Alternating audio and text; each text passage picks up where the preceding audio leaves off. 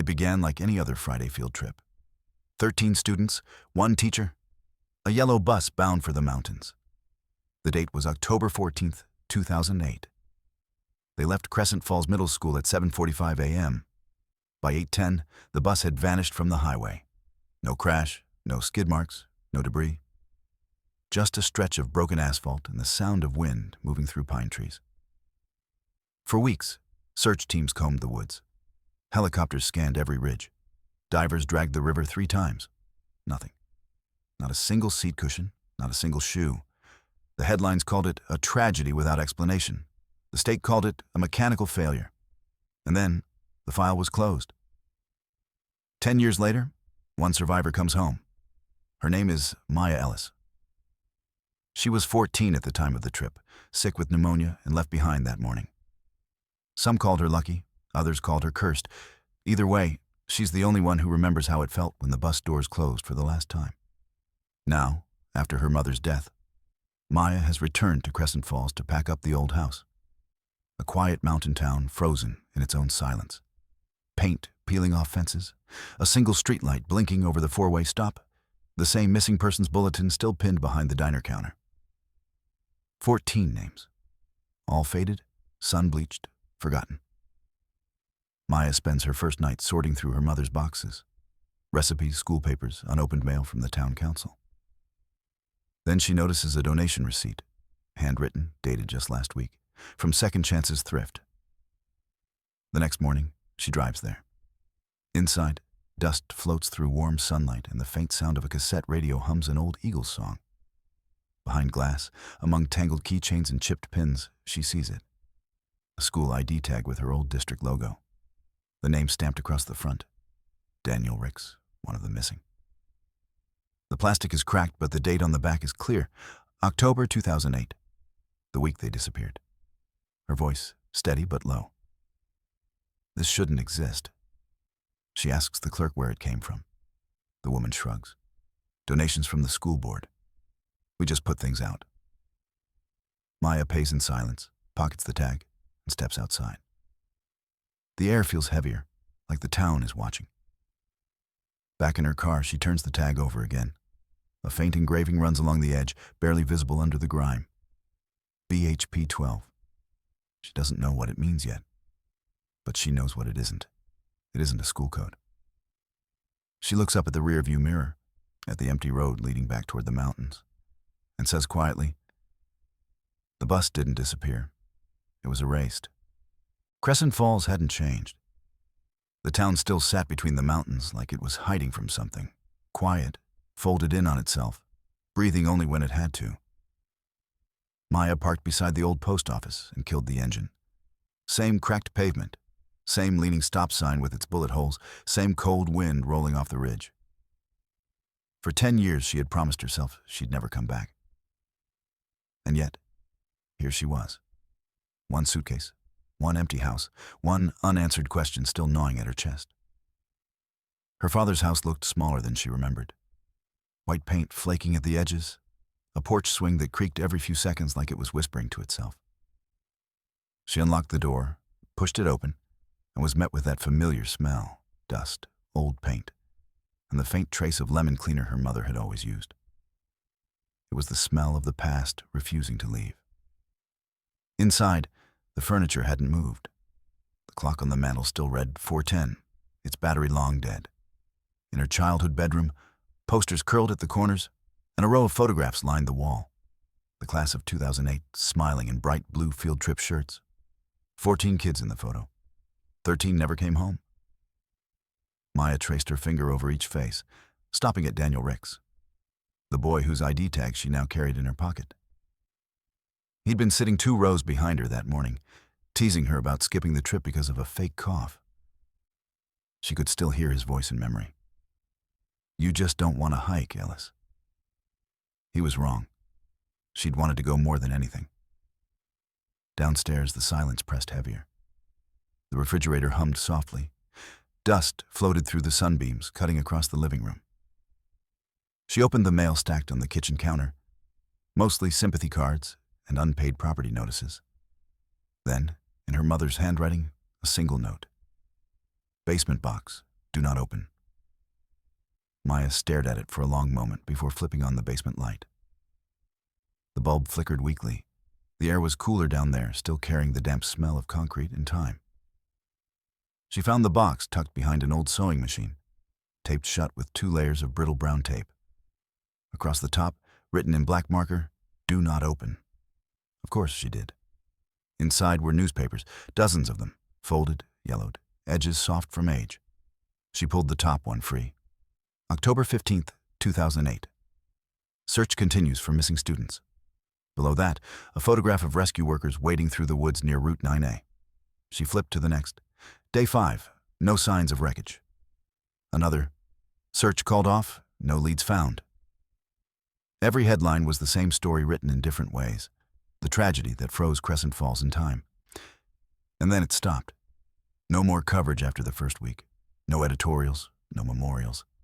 Like someone had erased the whole event from the town's history. Maya sat on the cold floor, surrounded by the clippings. The pages trembled slightly in her hands. Not from the draft creeping under the door, but from something she didn't want to name. Guilt, maybe? Or recognition. She remembered how quiet the hallways had been the following Monday, how the teachers had spoken in whispers, how the counselors had said, "Some questions will never have answers." But the truth was, nobody wanted answers. Answers made it real. A car passed outside, headlights sweeping across the wall and fading. Maya leaned back against the dryer, staring at the photo of the bus. Bright yellow, spotless, kids waving through the windows.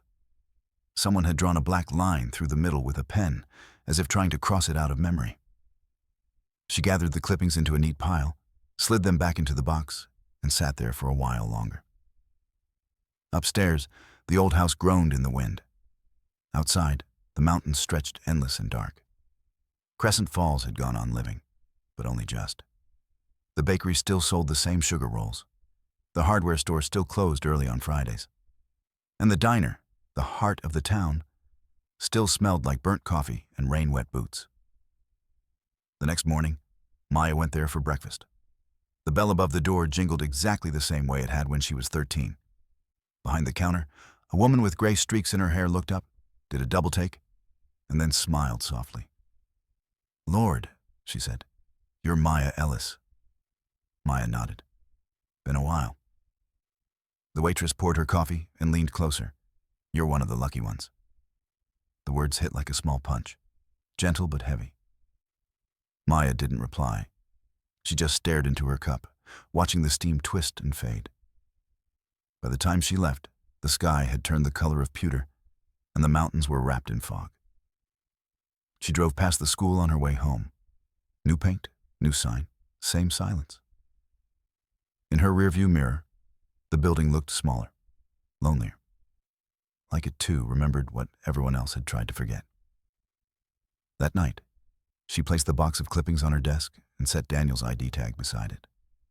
The 2 pieces didn't belong together, but somehow they did. She whispered to herself, "If the town won't remember, I will." And for the first time since returning to Crescent Falls, Maya felt less like a visitor and more like a ghost coming home. The thrift shop sat just off Main Street, between the old post office and a pharmacy that hadn't been open in years. The sign above the door was hand-painted, its letters faded to ghost gray. Second chances. When Maya pushed open the door, a small bell chimed overhead. The same cheerful sound you'd expect in any quiet town, except here it echoed a little too long. Inside, dust floated like pollen through weak morning light. Every shelf was packed tight, chipped mugs, tangled necklaces, half-broken toys. The air smelled of old paper and lavender detergent, that scent of other people's memories being sold for a few dollars apiece. Behind the counter stood an older woman in a knit cardigan, humming along with a cassette player that warbled through Hotel California. Maya gave her a polite smile and started browsing, mostly to keep her hands busy. It had been a long week, packing, phone calls, lawyers, condolence cards. Maybe, she thought, she just needed noise. A place that didn't feel like her mother's house or that basement filled with newspaper ghosts. She drifted toward a glass display case near the back. Inside, costume jewelry, vintage pins, and a box of small plastic name tags. Her eyes moved across the pile, not really seeing, until one caught her attention, a school ID tag. Blue plastic, cracked along the corner, but still legible. Across the front, in faded white text, Crescent Falls Middle School, student access. And beneath it, a name she hadn't said out loud in 10 years. Daniel Ricks. Her pulse jumped. For a moment, she thought it couldn't be real. Maybe just another student with the same name. But no, the photo on the tag was unmistakable. Daniel's crooked grin, that mop of hair falling over his eyes, the background a dull gray-blue from the yearbook's same photo day. Maya stared at it through the glass. Her throat tightened. "Can I help you with something, dear?" the woman asked from behind the counter. "Where did this come from?" Maya pointed. The woman squinted, adjusted her glasses. "That? Came in with a donation box last week, I think. From the school board office, if I'm not mistaken. We get boxes from them sometimes. Old storage cleanouts, lost and found stuff.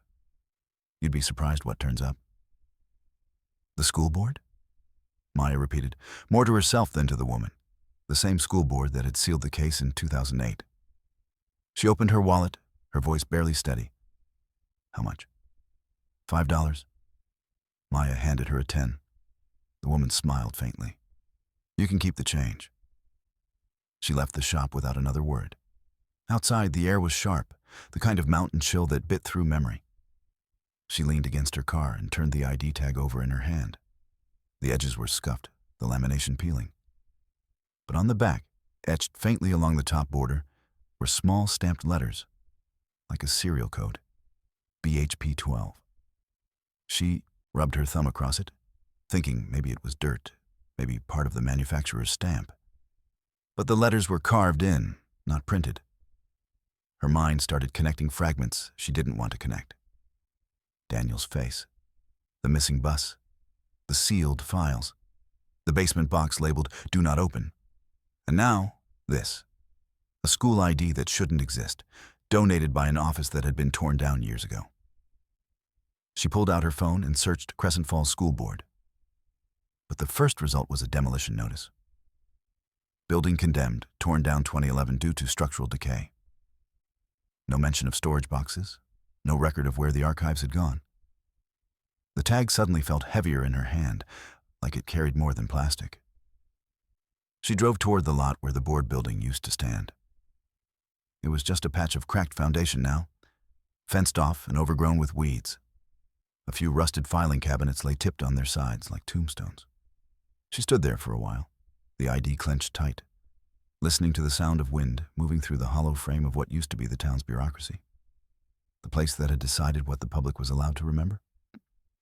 For a moment, she thought she heard voices. Children's laughter carried faintly from somewhere behind the trees. She froze, straining to listen. But it was only the echo of the wind. Or maybe the past, refusing to stay quiet. She took one last look at the ruins and walked back to her car. The ID tag sat on the passenger seat beside her notebook. She opened a new page and wrote, October 14th, 2008. 13 missing. School board records sealed. 2011, building demolished. 2018, Daniel Ricks's ID found in thrift store, marked BHP 12. She circled the code 3 times. BHP 12. What did it mean? Bus 12? Batch 12? Or something else entirely? She didn't know yet.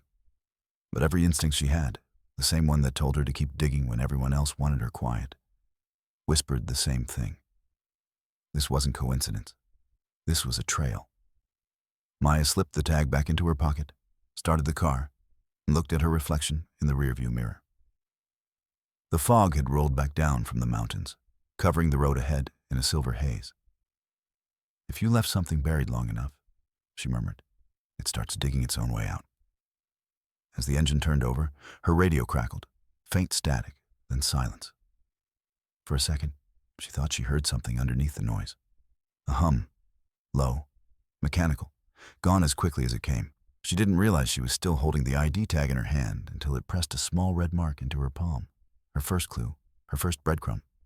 The beginning of something she could no longer ignore. The old Crescent Falls Middle School sat on the north edge of town, A square, low building made of red brick that had faded to brown. Half of it was new construction now. Modern siding, shiny glass doors. The other half still wore the years. Cracked pavement, paint-stained windows, the smell of rain-soaked dust. Maya parked near the back lot where the buses used to line up. The yellow paint on the curb was almost gone. Somewhere under that same ground, she thought. The tire tracks of Bus 12 were still buried. Inside, the office buzzed with fluorescent lights. A cheerful voice greeted her from behind the front desk. "Hi there, can I help you?" The receptionist was young, maybe early 30s. Too young to have been here when it happened. Her badge read A. Sloan. Maya smiled politely. "I used to go here. Class of 2008. "Oh, a returning alum." The woman's tone lifted, then faltered. "That was the year, wasn't it?" Maya nodded once. "I'm working on a personal project," she said carefully. "I was hoping to see some of the old yearbooks. Maybe student directories from that year, if you still have them." The woman's smile faded just slightly. "That might be tricky. We lost a lot of old files during the renovation." She turned to the computer. "But I can check what's still in storage." Maya waited, scanning the room. Same blue linoleum floors, same framed photographs of the faculty on the wall. But when she looked closer, one of the older photos had a blank space, a small rectangle of lighter paint where a frame used to hang. The receptionist cleared her throat. "We have one box labeled 2006-2008. It's in the back storage room. Give me a few minutes." Maya thanked her and waited by the office window. Outside, she could see kids playing on the new field. Laughter echoing. Normal life. As if the town's biggest wound had finally scarred over, at least on the surface. The receptionist returned, holding a thick binder wrapped in plastic. "This is all we have from that time," she said. "Please be careful. It's the only copy." Maya sat at a side table and flipped it open. Most of the pages were ordinary. Class rosters, field trip lists, event flyers. Then she found it, the 7th grade class photo. Her breath caught. 14 kids, not 13. She leaned closer. The photo had been taken on the front lawn of the school, all of them smiling in matching t-shirts. She recognized every face. Daniel Ricks, Natalie Boyd, Charlie Ellis, until her eyes stopped on one she didn't. A boy? Back row, far right. Hair too short for school code, expression stiff, almost blurred. He wasn't in her memory. She whispered to herself, "Who are you?" At the bottom of the photo, a printed label listed each student's name, except his. The space beneath his face was blank. Maya flipped to the next page, the staff list. Her old homeroom teacher, Mrs. Cottle, was there. So was Mr. Wynn, the coach. But there was no Mr. Lorne Hale, the science teacher who had supervised that field trip. She searched again. Nothing. No photo. No name. Like he'd never worked there at all. Her heartbeat picked up. She turned the binder sideways, squinting at the page edges, faint residue where a sheet had been torn out. Someone had removed it carefully, but not perfectly. She looked around. The receptionist was busy on a phone call. Maya stood, crossed to the side corridor, and peered into a small office marked faculty storage. Inside, metal filing cabinets, boxes, and a row of yearbooks sealed behind glass. The door was locked, but the cabinet wasn't. Its handle turned easily. She pulled it open and sifted through old folders until she found a thin binder labeled 2007-2008, Staff Assignments. Inside, every teacher's name was typed in alphabetical order, except there was a blank space between Hall Denise and Harris Mark. One empty line, typed but blacked out. Over it, faint pencil marks that had never been fully erased. Hale, Lorne. She snapped a photo on her phone and closed the cabinet quietly. When she turned around, the receptionist was standing in the doorway. "Everything okay?" Maya forced a smile. "Just looking for my old teacher's name. Wanted to make sure I spelled it right." The woman hesitated, eyes flicking to the cabinet. Then softly, "You should probably leave that closed, Miss Ellis." Her tone wasn't angry, just cautious. Afraid. Maya nodded, murmured thanks, and left without another word. Outside, she leaned against her car, heart still racing. She opened the photo she'd taken of the class portrait and zoomed in on the unknown boy's face. The resolution broke apart, pixels swallowing the details. But one thing was clear. He wasn't smiling, and his badge, clipped to his shirt pocket, had the same faint engraving she'd seen before. BHP 12.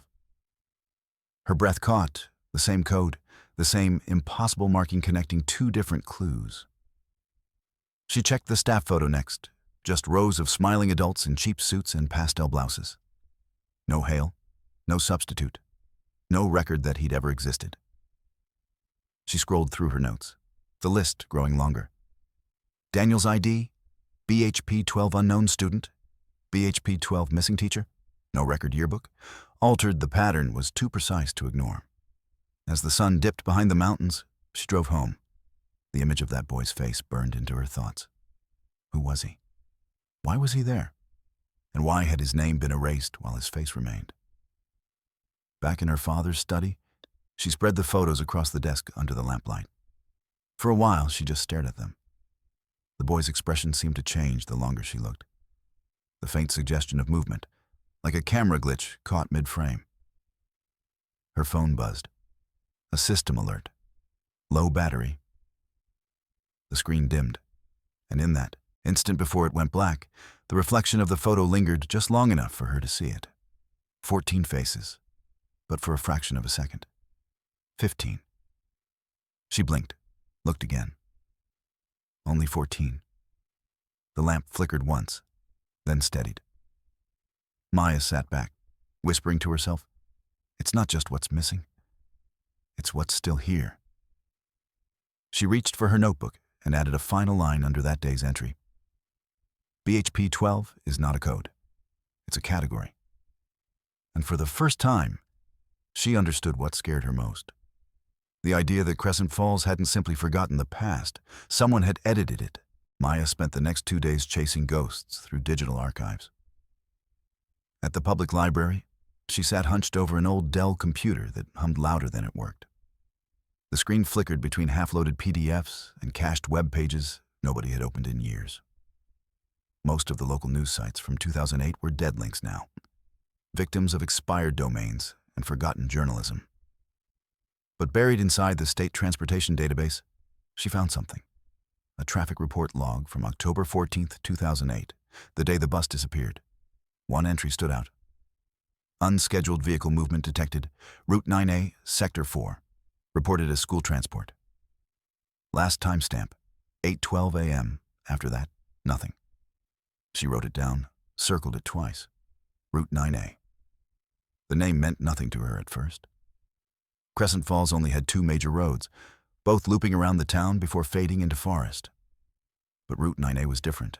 An old maintenance road built in the 1970s for trucks belonging to the Department of Environmental Research. She searched the department next. Defunct since 1992. No forwarding address, no successor agency. It existed on paper, but not in memory. Maya rubbed her eyes and leaned back. The librarian glanced over the counter and whispered, "You digging into that old story again?" Maya gave a small nod, trying to understand where it went. The woman's expression softened. Careful. That road doesn't like to be found. That evening, Maya printed everything she had.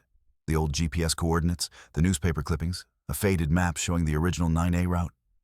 Half the road had been erased from modern maps, the rest overgrown. Still, the coordinates were clear. The next morning, she packed her car with a thermos, a flashlight, and her notebook. Fog draped the valley like smoke as she drove north. Crescent Falls thinned behind her until only pine and silence remained. The paved road narrowed, cracked, and finally split at a rusted signpost. Route 9A, closed beyond mile 3. Someone had spray-painted over the lower half with a single word: stay. She killed the engine and stepped out. The air was sharp, cold enough to sting the lungs. No birds, no wind. Only the distant drip of water somewhere beneath the trees. The forest swallowed the old road completely, Weeds sprouted through the asphalt, ferns spilling over the shoulders like nature reclaiming what people had abandoned. Maya followed the faded yellow line, boots crunching over gravel and broken glass. Every few minutes, she checked her GPS. Signal weak but still holding. Then, a sharp blink. Lost connection. Her stomach tightened. She tried refreshing. Nothing, just static bars. She kept walking. The farther she went, the quieter it became. The sound of her own breathing started to feel too loud, echoing between the trees. Even the air felt wrong. Thicker somehow, like humidity without warmth. After nearly 20 minutes, she saw it. A rusted highway, marker half buried in dirt at the side of the road. She knelt, brushing away the moss with her sleeve. Letters surfaced beneath the grime. Shallow but deliberate. BHP 12. Her chest tightened. The same code. The same impossible signature linking everything. The ID tag, the yearbook, and now the road itself. Maya took a photo and zoomed in on the engraving. It wasn't part of the original metal stamping. It had been scratched in by hand. Someone had wanted it found. She stood slowly, scanning the tree line. "Hello?" she called out before realizing how foolish it sounded. Her voice died in the still air. Something metallic glinted near the base of a fallen tree. She stepped closer, crouched, and pulled at the dirt. Her fingers scraped against smooth glass. It took effort to pry it loose. A shattered convex mirror, cracked into spiderwebs, but unmistakable in shape. A school bus side mirror. She held it up to the light. Through the web of cracks, the forest bent and distorted, trees splitting into dozens of mirrored fragments. For a moment, she thought she saw movement behind her, just a flicker, a shape that didn't match the reflection. She turned quickly. Nothing there. Her pulse hammered. She placed the mirror back down carefully and snapped another photo. If this was where the bus had turned, then she was standing on the last known footprint of 14 missing lives. She crouched again, running her fingers along the cracked asphalt. The ground dipped slightly, as if something heavy had once sat here, tire ruts faintly visible beneath the moss. Maya took out her notebook and wrote quickly, "Route 9A, restricted since 1992. BHP 12 marker found at mile 3.4. Broken bus mirror, convex, yellow paint trace on edge. No wildlife, no sound." She underlined the last line twice. The silence wasn't peaceful anymore. It was listening. She backed toward her car, eyes flicking between the trees. The forest seemed denser now, shadows leaning closer. Each step echoed faintly, though she wasn't sure how. There was nothing around to echo against. By the time she reached her car, the fog had thickened to a wall. Her hands shook as she unlocked the door and climbed in. The mirror she'd found was still visible through the windshield, a dull glint on the road. She started the engine. The radio came to life on its own, hissing static before catching half a sentence on a local AM station. "Department confirms closure due to hazardous conditions. Repeat, Route 9A. Then silence again. Maya sat still, the code repeating in her head like a pulse. BHP 12. Everywhere she looked, on objects, in records, even in the road itself. She glanced once more toward the woods before shifting into gear. For a brief moment, just before she turned the wheel, the reflection in her side mirror flickered, a shape standing at the tree line. Tall, still, watching. She blinked, looked again. Gone. The fog swallowed everything behind her as she drove away, heart pounding in her throat. On the passenger seat, her phone screen buzzed to life for just 1 second. A single notification she hadn't opened since morning. An automatic system update from the State Archive database she'd used earlier. Subject line, access granted. BHP 12 files. Maya didn't find Thomas Gray by chance. His name came up once, buried inside a 2008 maintenance log she'd pulled from the county's old PDF archives. Field engineer, Gray, Thomas.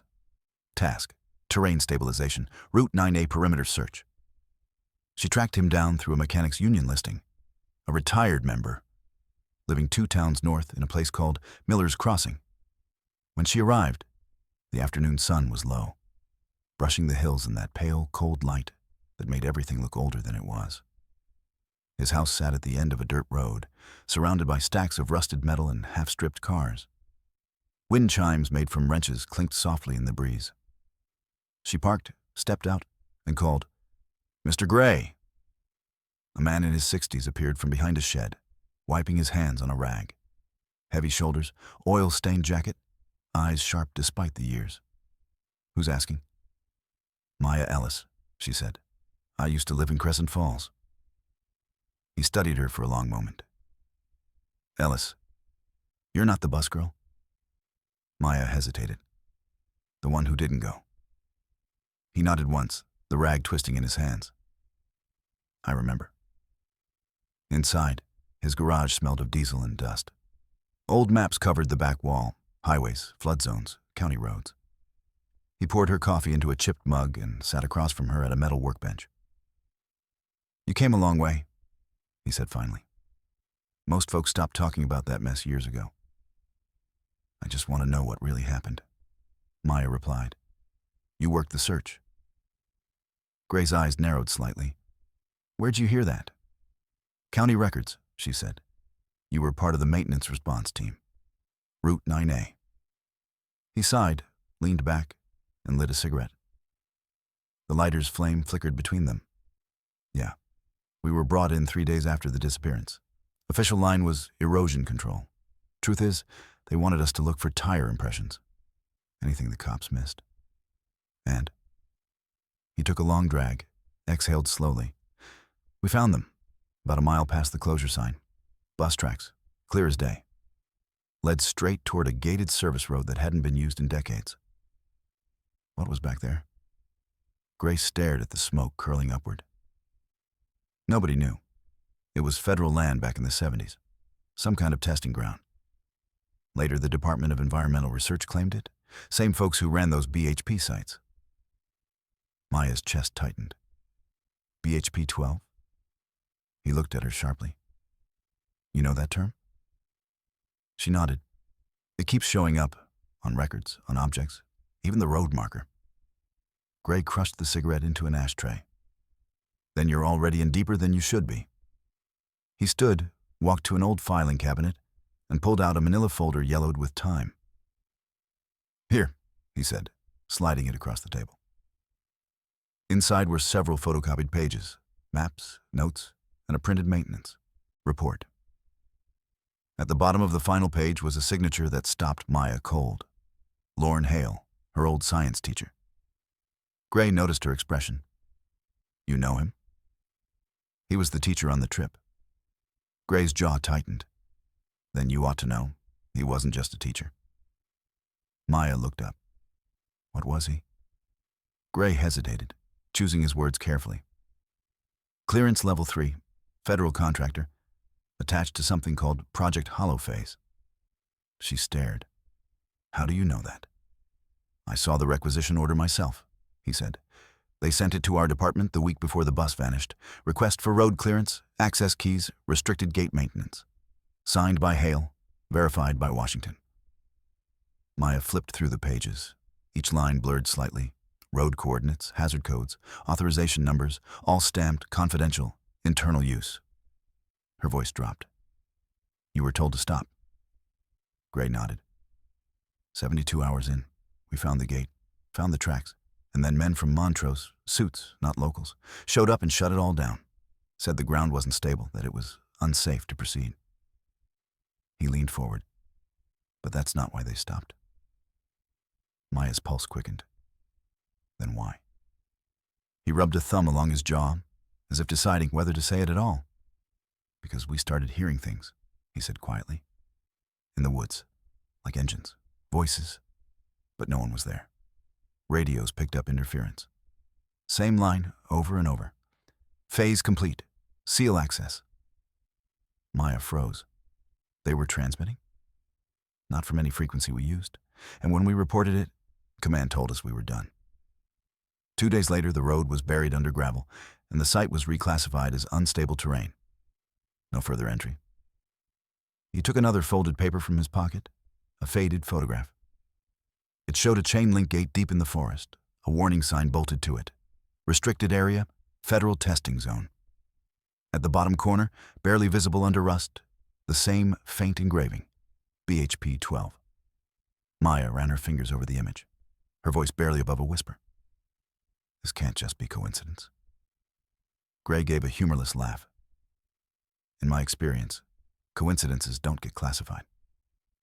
She looked at the maintenance report again, at the name written in steady pen strokes. Lorne Hale, her teacher, her chaperone, her government contact. It hit her all at once. The redacted yearbook, the missing files, the erased photo. Hale hadn't disappeared with the bus. He'd let it. Maya felt the air thin in her chest. Why would a government contractor be taking children to a field trip site that doesn't exist? Gray leaned forward, lowering his voice. Because maybe it wasn't a field trip. Maybe it was a delivery. The room fell silent except for the ticking of a wall clock that hadn't been right in years. Maya gathered the papers, carefully tucking them into her folder. Can I keep these? Gray hesitated, then nodded. Take them. But if anyone asks where you got them, you didn't. As she turned to leave, he called after her. Ellis. She paused in the doorway. They watch people who go digging, he said softly. Always have. And when they start showing up, you'll know. The sun had already dipped below the hills by the time she reached her car. She sat behind the wheel, staring at the photo of the gate under the dim garage light. The faint code glinted back, BHP and 12. Her hands trembled as she started the engine. She realized that this wasn't just about memory anymore, not just grief or guilt or curiosity. She was trespassing into something built to be forgotten. Something buried under orders, sealed under false names, locked behind bureaucratic concrete. For the first time, she understood what Thomas Gray had meant. She wasn't chasing the past. She was stepping into classified territory. The map from Thomas Gray's file wasn't detailed, but it gave her enough, a set of faded coordinates scrawled in pen, just north of the Route 9A closure. Maya entered them into her phone's GPS.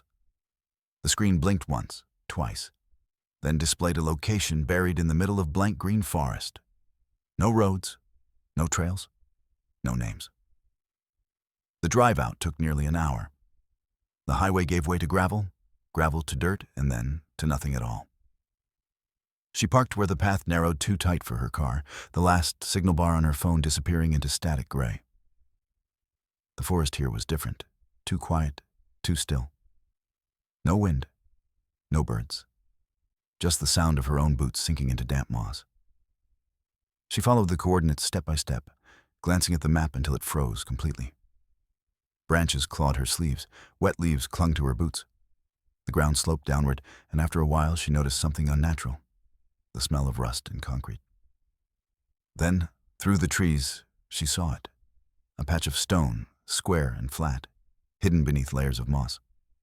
She brushed it clean with her sleeve. The surface was smooth, colder than the air around it. Etched faintly into the corner were the words, BH Project 12. Her breath caught. The letters were shallow, nearly swallowed by years of rain and growth. But they were there. Maya knelt, running her fingers along the edge. A seam. She pressed harder, feeling the metal give slightly beneath the moss. It wasn't just a slab. It was a hatch.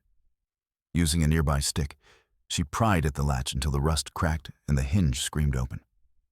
The smell that rose out of the opening was a mix of damp concrete, metal, and something faintly electrical, like an old battery left in the rain. A narrow staircase descended into darkness. Concrete walls, rusted handrail, a faint echo that didn't quite match her own movement. She switched on her flashlight and began to climb down. Each step groaned beneath her weight. Water dripped somewhere below, steady and patient. The staircase ended at a heavy steel door half ajar. She pushed it open, and the echo rolled down a long corridor lined with peeling paint and broken light fixtures. On the wall beside her, a faded stencil read, Property of Department of Environmental Research, Access Level 3. Her beam moved across signs pointing to rooms labeled Observation B, Dormitory, Storage 2. The air grew colder the farther she walked. the silence thick enough to feel. She passed a room filled with overturned metal chairs and tables. The floor was coated in a thin film of dust that muffled her steps. A faint hum vibrated through the concrete, too steady to be the wind, too low to be imagined. When her light caught the next doorway, she stopped. Inside, rows of school chairs faced a blank wall. Their legs were bolted to the floor. Each one had a small tray desk attached, scratched with initials and numbers. Her voice came out in a whisper. Classroom. But this wasn't a classroom anyone should have been in. On the other side of the glass partition was a small control booth. Old tape reels, microphones, and what looked like medical monitors stacked along the wall. A thin layer of dust covered everything except the desk, where fingerprints still marked the surface. Maya stepped closer to the glass. It was soundproof, thick enough that even her breathing dulled when she leaned against it. Someone had written words in the dust on the inside, faint but readable from her angle. Listen, don't talk. She backed away slowly. In the next room, she found the source of the low humming, a rusted generator still faintly pulsing with residual current, the light on its panel blinking once every few seconds. Somehow, after all these years, the place still had power. She swept her flashlight across the wall and froze. Pinned to a corkboard under a cracked fluorescent light was a collection of child-sized name tags. Plastic rectangles, each labeled in black marker. Some she recognized immediately. Daniel Ricks, Natalie Boyd, C. Ellis. Others were half-faded, the ink bleeding into plastic. Above the board, stenciled in red paint, were two words: Phase 1. Maya's throat went dry. She reached out, touching one of the tags. It was cold, rough with dust. Someone had taken time to arrange them neatly, evenly spaced, like exhibits. Behind her, a door creaked open on its own. She turned sharply, flashlight jerking toward the noise. Only air moved, swirling faintly through the corridor. She steadied her breathing and kept going. Down another hall, she found a small office. Inside, a single metal desk, a clipboard, and papers curling with moisture. She picked up one of the sheets and read the header: Project 12, Audit Session Log Observer, L. Hale. Her stomach flipped. Hale's handwriting filled the page in quick, tight strokes. Subject R reports recurring sound phenomena. Subjects D and N demonstrate synchronized response to low-frequency tests. Recommend continuation. No external communication permitted. At the bottom, another signature.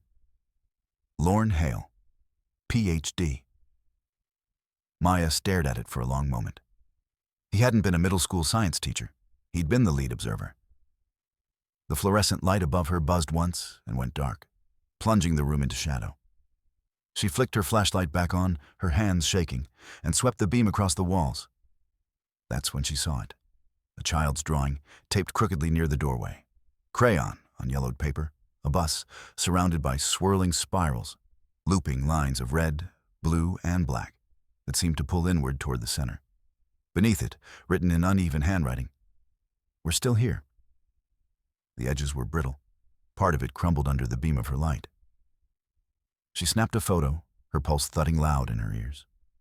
Then she heard the hum again. Closer this time, vibrating through the metal floor. She turned toward the corridor.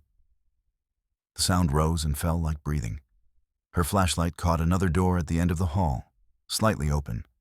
The placard beside it was barely legible, the letters scraped away, except for two. PH. Maya pushed the door wider and stepped inside. The room was small, lined with observation glass on two sides. On the far wall, another corkboard. But this one wasn't labeled. It was empty except for a single tag pinned in the center, newer plastic, cleaner than the rest. Her light trembled as she read the name. Maya Ellis.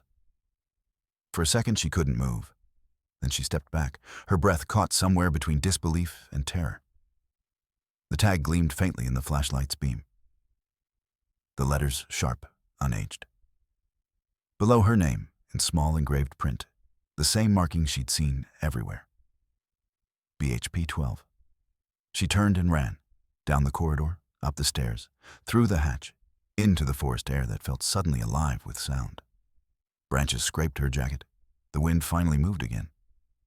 When she reached her car, she slammed the door and sat shaking, the echo of that low hum still vibrating in her bones. In the passenger seat, her phone flickered back to life. One notification waiting, time stamped 10 minutes earlier. Unknown sender. You found it. Phase 2 begins. The stairwell went deeper than Maya thought possible. After she found her own name tag pinned to that board, she should have left. Every instinct screamed at her to leave. But curiosity and fear had the same voice now, and it told her one thing: go deeper. A metal grate staircase descended below the main corridor, hidden behind a fallen sign that read, Archive Access, Authorized Only. Each step echoed into nothingness. She could feel the vibration of that low hum returning, faint at first, then pulsing through the walls like a slow heartbeat. At the bottom, a door hung half open. Behind it, a small chamber. Rows of filing cabinets lined the walls, their drawers rusted shut. In the center sat a desk covered in dust, and on it, a cardboard box marked in black ink. BHP 12 Interviews. Maya set down her flashlight and opened the box. Inside were cassette tapes, maybe 24 in total, each labeled by hand, numbered, and dated between October 10th and 14th, 2008. Some labels had names beside them: Daniel R., Natalie B., C. Ellis. The others just said Subject 5, Subject 6. Her hands shook as she picked one up. It was cracked along the spine, a piece of tape holding it together. Across the label, Session 07, Audit A. There was a cassette player on the desk, covered in a thin layer of grime. She brushed it off, pressed eject, and loaded the tape. For a moment, only static. Then a faint click, followed by the soft, uncertain voice of a child. My head hurts.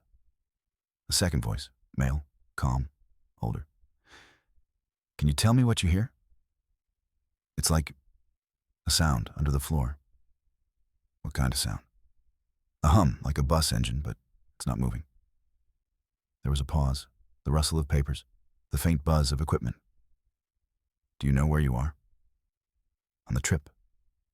The child hesitated. We didn't stop yet. Another pause. Then, the adult voice again, colder this time. Begin the test. The next sound was unlike anything Maya had ever heard. A deep, mechanical vibration, rising in pitch until it distorted the audio completely. Children's voices overlapped, calling out, confused. A sharp clatter, a scream cut short, then silence. And then, just before the tape ended, a whisper. Small, trembling, terrified. The bus never left. Click. Maya froze, her hand still resting on the recorder. The silence afterward felt heavier than the sound itself. She pressed rewind, heart pounding, then played it again. Same voices, same hum. But this time, at the very end, right after the whisper, something else emerged under the static, faint, mechanical. A pattern that didn't belong. She leaned closer, turned the volume up. A faint voice seemed to form between the noise, fragmented by distortion. Not the child. Not Hale. Something else. Maya. Her breath caught. It was her name. She replayed it, thinking she'd imagined it, but there it was again. Buried, inside the static, drawn out like an echo from the bottom of a well. Maya, listen. The tape popped and cut to silence. She stared at the recorder, pulse thudding in her ears. How could a tape from 2008 know her name? She hadn't been there. She hadn't even been on the bus. She grabbed another tape, marked Session 08, Combined Group, and pressed play. The sound quality was worse, distortion layered over overlapping voices. Children answering in monotone, yes, no. It's too loud. Then a familiar voice, Lauren Hale's. We'll start again. Maintain focus. The sound is the link. A child's voice interrupted, anxious. It's underneath. They keep saying we can't leave. Hale's voice grew sharper. Do not respond to it. That's not real. But it knows our names. A click. The recording stopped. Maya pressed eject, her fingers trembling. The air in the small room felt different now, denser, like pressure building behind her ears. She rubbed her temples, listening. The hum wasn't just on the tape anymore, it was in the floor. She dropped to her knees and pressed her palm against the cold concrete. It vibrated faintly, rhythmic and alive. "No," she whispered. "No, no, no." Her flashlight dimmed, the beam flickering across the walls. For the first time, she noticed writing scratched into the metal cabinet beside her. A child's handwriting, uneven and desperate. "Stay quiet or it hears you." Her breath caught. She backed toward the door, but curiosity, or maybe something deeper, made her stop halfway. She turned the recorder back on. Static again. Then a faint electrical whine, a sound rising from below like machinery powering up. And through it, just barely audible, a voice she couldn't mistake, her own. "If you hear this, it's already too late." Her hand flew to her mouth. She stumbled back, hitting the edge of the desk. The recorder kept spinning, but no sound came out now. She rewound, pressed play again. Nothing but dead air. The hum grew louder, pulsing through the walls like the whole building had a heartbeat. A light in the hallway flickered on, then off. Maya backed out into the corridor, clutching her flashlight in one hand and the tape box in the other. The air felt charged, the way it does before lightning. From somewhere down the hall, a faint metallic clink, then another, like something shifting on the floor. She turned her light toward the sound, but the beam hit only empty corridor, dust swirling in the glow. She took a deep breath and ran. By the time she reached the upper level, the hum had faded again, replaced by silence so thick it felt unnatural. At the base of the hatch, she stopped long enough to catch her breath. Her reflection trembled faintly in the flashlight's lens, distorted, fractured, as if the light were bending around her. She climbed the stairs, forcing the hatch open until sunlight broke through. Outside, the forest looked almost peaceful. Birds calling, branches swaying. But it all sounded wrong, too synchronized, too deliberate. She dropped the box of tapes onto the passenger seat of her car and slammed the door. Her hands wouldn't stop shaking. On her phone screen, no signal, but a notification waiting in her offline inbox, time-stamped 30 minutes earlier. Unread voicemail. Unknown. She pressed play. Her own voice filled the car, calm and distant. "Stop listening. It's not the past calling you back. It's what's still down there, trying to find a new voice." The message ended. The phone buzzed again. New audio file detected. BHP-12 recovered. The icon flashed once, then vanished. Maya stared at the blank screen, her reflection caught faintly in the glass. Her eyes, wide and afraid, surrounded by forest light. For the first time, she realized she hadn't left the facility behind at all. She'd brought part of it with her. The drive back to Crescent Falls was silent. Maya didn't turn on the radio. She didn't touch her phone. The box of tapes sat on the passenger seat like something alive, humming quietly in her imagination, even though she knew it couldn't. By the time she reached her father's house, the sun was gone. The street lamps cast long orange stripes across the cracked pavement, the kind of light that made everything look faded, like a memory trying to hold itself together. Inside, the house felt smaller than before. Every sound seemed amplified. The hum of the refrigerator, the creak of the floorboards, the low moan of wind against the windows. She set the tapes on the kitchen table, next to her laptop, and exhaled. It was time to tell someone. She spent the next hour compiling everything. Photos of the name tags, scans of the documents signed by Lauren Hale, audio clips from the tapes, each file labeled, sorted, time-stamped. When she was done, she compressed them into a single encrypted folder and attached it to an email. Recipient, elias.booneinvestigatevt.com. Subject, BHP-12 Crescent Falls case. Proof she hesitated only once before hitting send. A single progress bar crawled across the screen. Then the confirmation ping echoed through the quiet house. Message sent. Maya leaned back, staring at the blinking cursor in the empty reply box. For the first time in days, she allowed herself to breathe. Maybe, she thought, the truth was finally out of her hands. She woke up to breaking glass. For a split second, she thought it was the storm. But there was no wind now, only footsteps. Heavy, deliberate, inside the house. Maya grabbed her phone, its screen still dark, no service, no light. She crouched behind the hallway wall, heart hammering. A shadow passed across the living room window, then another. The sound of drawers opening, metal clinking, paper tearing. She tried not to breathe. The intruder moved with precision, not searching randomly, but collecting. Files, devices. The old floorboard near the kitchen groaned. Whoever it was stopped. Maya held her breath until her lungs burned. Then, a door closing. Silence. She waited 5 full minutes before standing. The kitchen was wrecked. Cabinets open, laptop gone, the box of tapes empty. Only one thing remained untouched on the table. Her father's old flip phone, face down, its battery light blinking weakly. She picked it up. The screen came alive with a flicker. One unread voicemail. Date, October 15th, 2008. Sender ID, BHP 12 security line. Her finger hovered over play. A click, then a man's voice. Calm, official, sterile. All assets retrieved. Subject terminated. Archive sealed. Static followed, low and heavy. Then silence. Maya's hands went numb.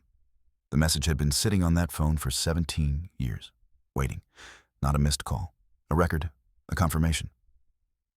She backed into the hallway, every instinct screaming to leave. But outside, the street was empty. Too empty. No cars, no neighbors' lights. Even the night air felt unnatural, a flat, humming quiet that pressed against her eardrums. She turned the phone over in her hand, and a thought cut through the fear. If they'd retrieved all assets? What did that make her? At dawn, she drove. No direction, no plan.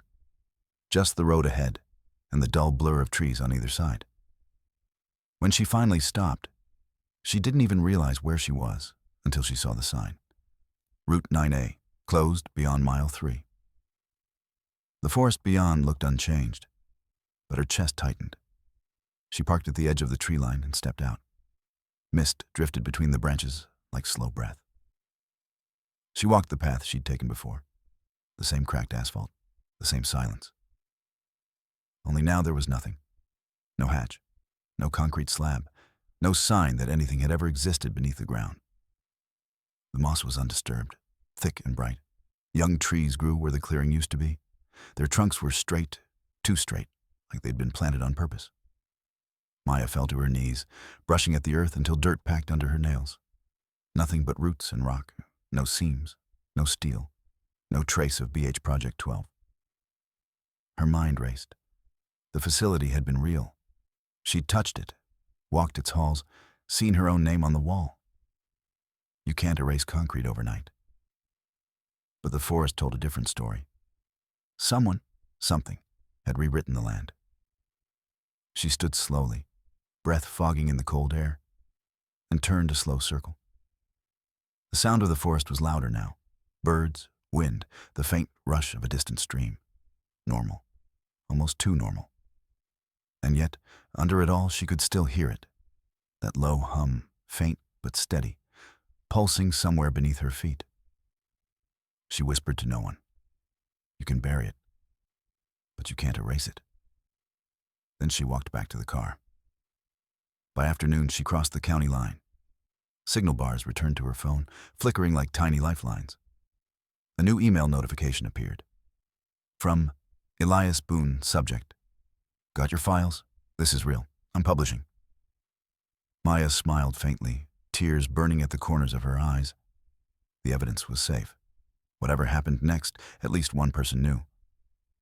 She set the phone on the dashboard, engine humming beneath her hands.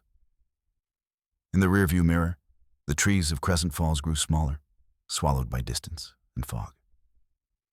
The past was gone, but the hum followed her, soft at first, then stronger, like it was riding the signal lines, climbing into whatever machine dared to remember.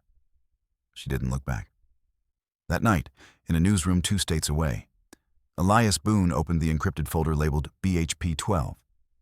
Inside were photos, documents, and a single audio file titled Session 09 Final. He pressed play, at first only static, then a child's voice, calm, almost singing. The bus never left. Followed by another voice, softer, familiar. Maya Ellis, Phase 2 complete. The file ended. Elias sat frozen at his desk as the computer screen flickered once, then twice, before every folder in the directory vanished. Back on the highway, Maya's phone buzzed. New voicemail. Unknown number. She pressed play, and her own voice spoke back. You did it. They can't erase all of us. The line went silent. Then, faintly, almost hidden under the static, came the hum again. It wasn't gone. It had simply moved. 3 weeks after the Crescent Falls story vanished from every headline it barely touched, a small padded envelope arrived at the newsroom of the Vermont Ledger. No return address, no postage. Just the words, "For Elias Boone," scrawled in black ink across the front. The receptionist set it on his desk without comment. He stared at it for a long time before opening it. Inside was a single flash drive. Unlabeled, cold to the touch, he plugged it into his laptop. The drive contained 3 folders. 01, facility photos. 02, audio sessions. 03, car footage. Nice odor of final. Each time stamped 2 days after Maya Ellis disappeared. The first folder held photographs, the kind no one could fake. Concrete corridors slick with condensation. Observation windows cracked and blackened. Rows of bolted chairs, tiny desks, name tags pinned to a wall marked Phase 1. The last photo made his throat tighten. A close-up of a child's drawing taped to a rusted door. A yellow bus surrounded by spirals. Beneath it, in faint pencil, "We're still here." He moved to the second folder, audio files labeled by date. The file names distorted by random characters. BHP12A07, ENTB06, subject M. He clicked 1. Static first, then children's voices, counting softly, whispering answers to questions he couldn't quite make out. A man's voice interrupted, clinical and calm. "Begin the test." The hum started again, low and mechanical, rising until it blurred the speech entirely.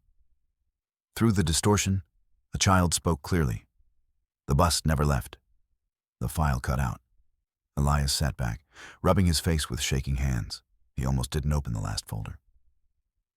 3, car footage. 9, final, a single video file. Runtime 00342. The footage began inside a car, Maya's car. The dashboard clock read 2:14 a.m. Rain tapped softly on the windshield.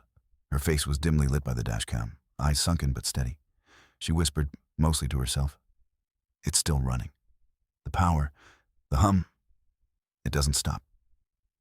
Her breathing hitched. Outside, darkness. No lights. No sound. Then, in the reflection of the driver's side window, a faint glow moved across the road behind her. Elias leaned closer to the screen.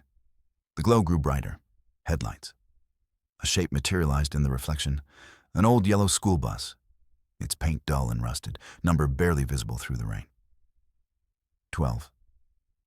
For a moment, the bus appeared to stop. Then the camera flickered.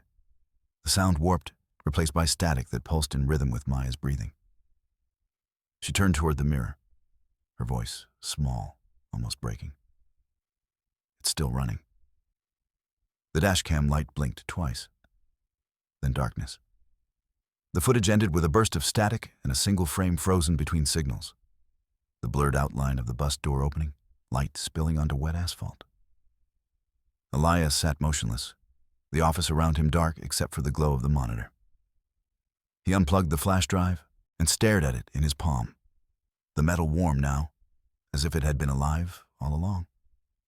Outside, somewhere far down the street, a low hum rolled through the night air, faint but unmistakable. His final voiceover would later read, "Some disappearances aren't accidents. Some are experiments that never stopped. And some are waiting to start again." The screen cut to black. Static filled the silence. Then, just before the end, one final sound, a bus engine turning over.